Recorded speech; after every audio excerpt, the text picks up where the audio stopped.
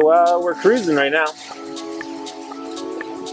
I was trying to put together a video for week 2, which I guess would be a video of week 1 sailing. But we're actually flying along pretty good.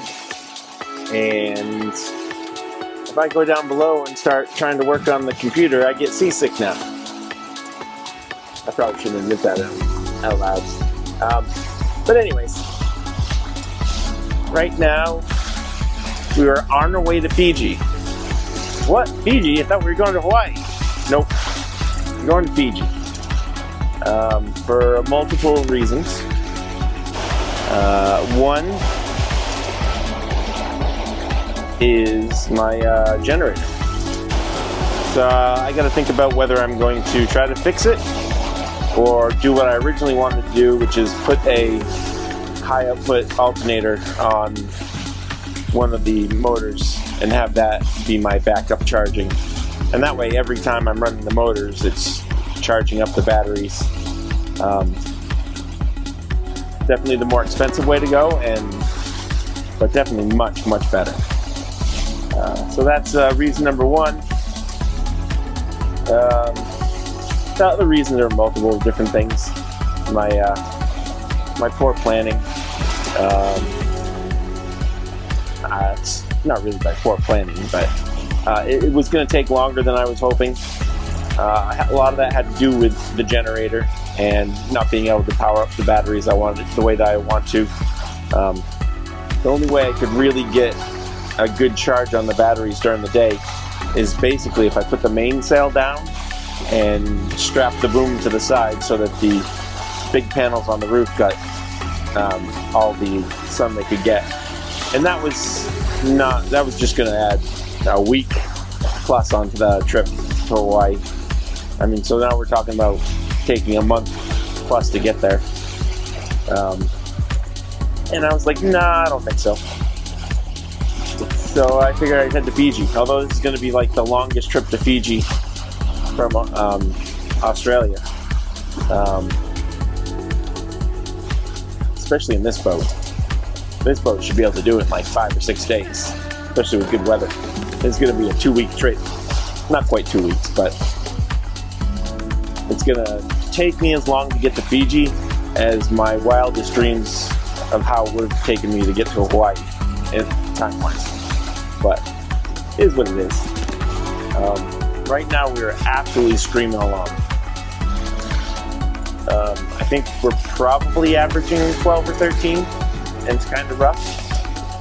Like I said, I was going down below trying to put some of the footage I had together for this next episode, and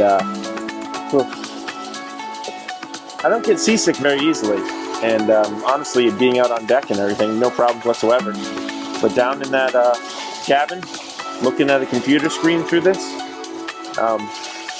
and those of you who sail know a monohull versus a catamaran, they ride very differently, especially a fast catamaran. A monohull's nice and kind of wallows through, and it's tipsy and all that, but it's very a fluid motion. A catamaran has kind of this kind of unbalanced, like jostling back and forth, which is not too bad, especially in like a bigger catamaran, a cruising catamaran, not in terrible weather, but they're not terrible. But this thing at the speeds that it goes, it's just it's skipping along like crazy. So it's a very jostling motion. So yeah.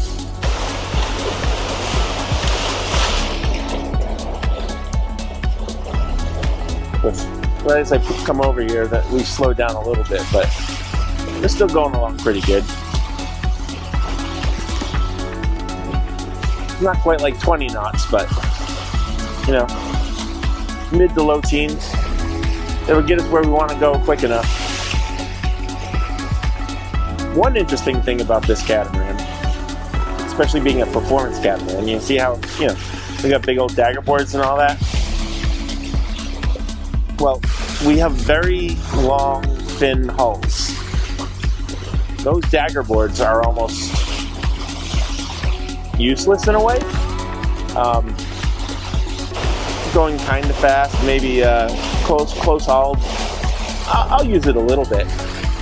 I don't ever put them all the way down, maybe halfway. But this thing tracks so well, just the hulls in general, that the dagger boards are not that important. I haven't had a lot of experience seeing what it's like at super high speeds at close haul, but in general, I mean, if there's no current around, I very rarely see my course over ground versus direction off by more than 2 degrees, maybe 3, without the dagger boards down.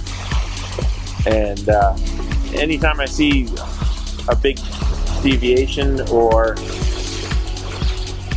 something strange like that, I look down, and usually we've got something crazy like a 3-knot side current or something to that point. But yeah, these hulls just kind of dig right in. Compared to a lot of newer catamarans too, they're very square. They don't have that rounded shape, especially like you look at a HH or a gunboat or something like that, and they have these very flat yet rounded hulls. I'm sure they plane much nicer than these, but it is what it is. It's older. She still goes like hell, but she loves power. This is not a finesse boat. It's not like it takes a little bit of wind and it gets up on a plane or something and starts going fast. It's like, no, just give it more sail. She just wants more sail, and then she'll go fast. Like, the only time I ever need to take sail down is when I'm scared. And it's not me. It's not the boat. It's me. So it's a very interesting boat. And we've got this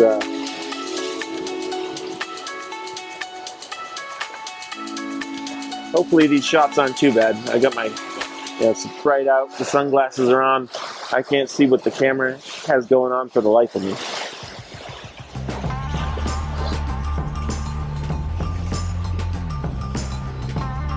But it is a gorgeous day out. For sailing, at least. We got winds in the mid to high teens.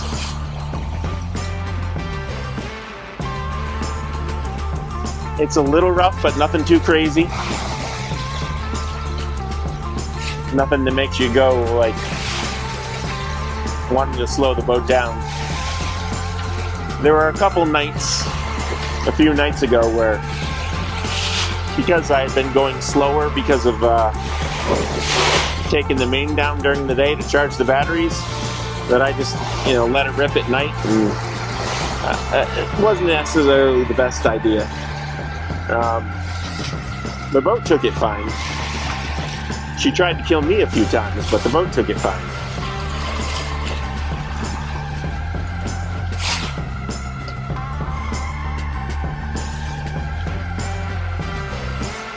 She's moving right along. I still haven't seen much sea life. Just seabirds. Nothing but seabirds. I feel like an old man yelling at them, "Get off my lawn," or something. I feel a little bit bad, but all they do is shit on your boat. It's like, come on. But either or. So yeah, that's my update for this week. If you have any questions, put them in the comments. I'll try to do some shorts as well. And I got to start working on my paperwork for Fiji. Hopefully that doesn't take too long, or maybe the wind will die down later. But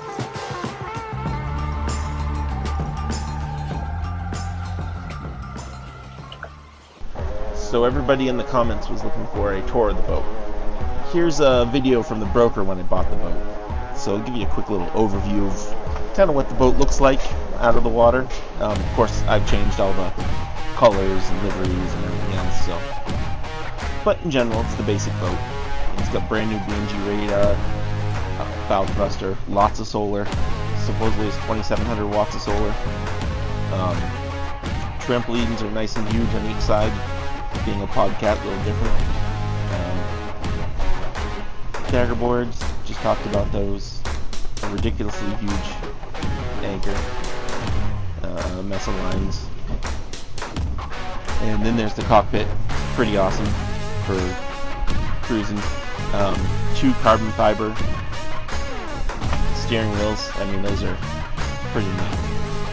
Brand new B&G chart plotter, an older B&G chart plotter, as well as brand new VHS, a couple of small little B&G.